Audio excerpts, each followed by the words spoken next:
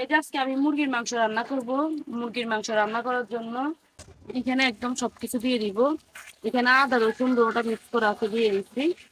এখন হালকা মরিচের গুঁড়ো দিব, হলুদের গুঁড়ো দিব না।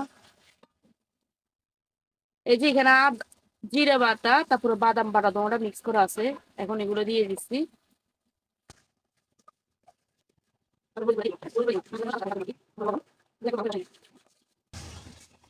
এই যে মুরগির মাংসগুলো ধুয়ে পানি জড়া দিচ্ছি একটা জাকার মধ্যে। যে হালকা করে একটু মশলাটা দিয়ে দিচ্ছি।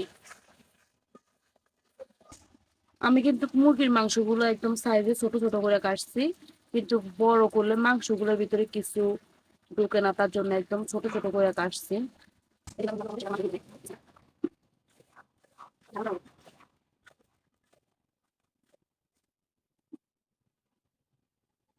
এই যে মাংসগুলো একদম ভালোভাবে কষা নিচ্ছি, তারপরে দুধগুলো দিয়ে দিচ্ছি মাংসের মধ্যে।